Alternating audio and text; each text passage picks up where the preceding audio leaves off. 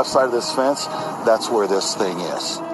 This is a prison cell. Only kids are being held down here. And they brought me into the camp and showed me the underground bunker. It was basically a giant plastic container with a hole only small enough for a child to crawl in and out of. And it was angled in such a way, and it was buried underground, that a small child that was in there could not have gotten out on their own. They're having them slide up. There's a child's vanity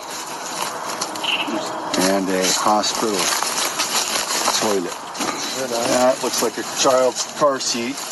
Strollers and children's toys and clothing and food packets and stuff like that. So clearly children had been kept here. All right, so with these straps, the one thing that was really disturbing was there were arm restraints, wrist restraints on two trees angled like this to where friends of mine that are investigators that do a lot of stuff on the border say, Craig, that's a rape tree. That looks exactly like wrist restraints for a rape tree. It doesn't look like anything else. This is clearly a disturbing and wrongful thing going on. It's inhumane. It's shocking and upsetting to any decent adult. Veterans on patrol have been here since Wednesday.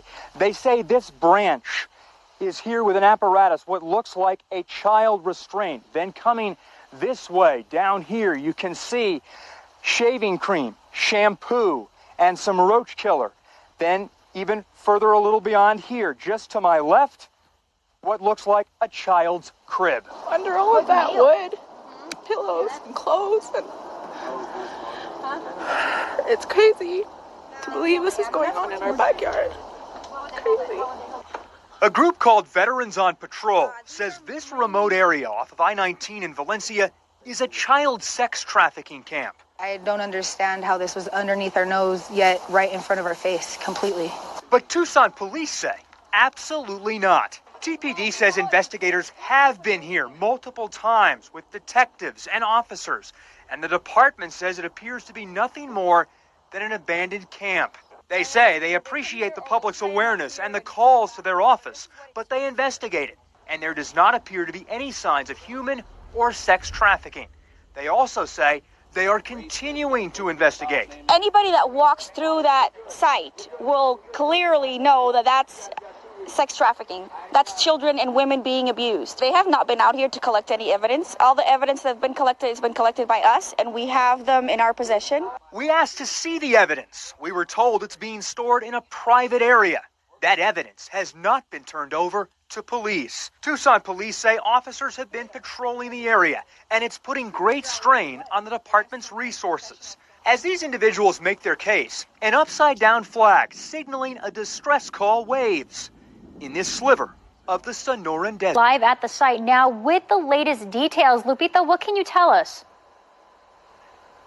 Well, Angelique, the group was looking for homeless veterans, but instead they found this abandoned camp. Now, this camp has a mirror, and right behind it is this table. And on the table you can see shaving cream, flea and tick shampoo, roach and ant killer. And right behind it, this area where people probably slept.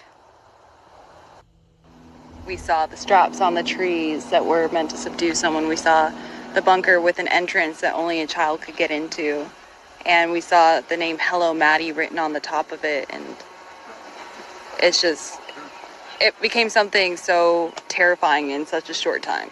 Danny Ward is a volunteer with Veterans on Patrol. They came upon this abandoned camp on Tuesday. They say, this place is meant for child trafficking. It's meant for torturous, terrible things that should never happen to a small child, let alone anyone. While they found numerous children's items in the camp, such as toys and clothes, there's no official investigation saying this camp was used for child trafficking. Tucson police has been there. They've also taken pictures, and they say they're turning it over to detectives. So is this a homeless camp, or is it a camp that was trafficking children? We don't know, but we'll find out for you and let you know. reporting live. We've been following a documentary crew who is exposing human trafficking in their film titled Contraland.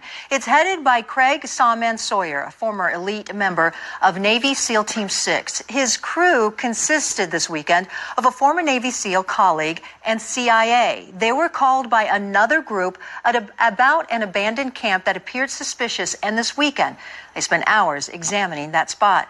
Take a look. Just yards from this abandoned cement tower, a stark difference in vegetation that could be a haven for the homeless or those in hiding. It's very well hidden. You can see all this vegetation here. And when you come through this tunnel, it actually cools down a little bit, but you can clearly see this is pretty expansive for an area. A secluded spot hidden in plain sight, not far from I-19. The Contraland documentary crew sifted through the dusty, seemingly discarded items, Barbie dolls, clothing, and suitcases. This one filled. A lot of porn mags. What we found was a tree that looks like a rape tree back over here with a bunch of shielding visually. And there's all manner of straps and fabric and numerous ways to lash something to these trees, all in here. But it's this piece of wood strapped to a tree that is the most chilling sight for Sawyer. There's, again, numerous strapping devices. This is even a coax cable, where it looks like someone could screw a coax cable and put it around someone. This may have been a place where the child was made to hold on to this. Frank is a former Navy SEAL and has seen many smugglers' dens, some used for human trafficking. The signs point toward that. I couldn't tell you for sure, is this a smuggling den? But when you see things and you look around and, like, just take, for example, the cover that goes on the septic tank down there now. The tank seemingly used as an underground bunker. Those are signs, and why would it have the top set up so you could place the top over it after anyone was in there? That sewage container has got a little girl's earring, a fork, Lucky Charms. There should be DNA all over in there. There was a chain with a lock found inside that container. His crew convinced now that the site needs to be thoroughly investigated. And they're telling you what? They're telling me this looks like a child rape camp. That's what they're telling me. Frank's been to Africa. He says it looks like a part of a rat line, a trafficking route where they would stop and lay up and do what they do for a day or two and then move on. Joe, he's a federal criminal investigator as well. He concurs. The United States is one of the highest, if not the highest, consumers of child pornography in the world. We are the demand for child sex. As such, traffickers around the world seek to bring children to the United States where they can sell them for sex and make a lot of money. My number one personal and professional goal has been to keep these children out of the hands of these sick American pedophiles. I want to share one case in which we failed to do this. The victim was a foreign-born child around 12 years old, who we will call Lily. Lily was kidnapped south of the border. She was then taken along with several other children her age and smuggled into the United States, not through a port of entry, but rather through a part of the southern border without significant barriers or a wall. Lily's traffickers easily transported her to New York City, where she was raped between 30 and 40 times a day, and this is not atypical at all for a case like this. Child sex trafficking, are they subjected to inhumane treatment? Absolutely. The worst scenarios you could dream up. That's what they've been involved in. Not only during the New York Times, in fact, Senator Harris pointed out, the New York Times just this week talked about 100 different cases of women, children who were being brought in by the cartels at first to smuggle them. But then remember, that cartel is in charge. And they can switch and say, now it's a trafficking. I'm going to traffic you. I can make more money if I just keep you. And they start raping these children and these women, tying them up, binding their hands, duct tape. The New York Times reported this week. They're paying with their bodies. They're paying with their bodies, and exactly. And then, beyond that, they end up in our big cities. There's been very successful prosecutions just this year in sentencing in Atlanta and New York. These Mexican human trafficking cartels who are taking children like Liliana and selling them in Atlanta, New York City, Phoenix, Los Angeles, selling them where they're being raped 20, 30,000 times, over a 5-year, 6-year span. So these children are separated from their parents?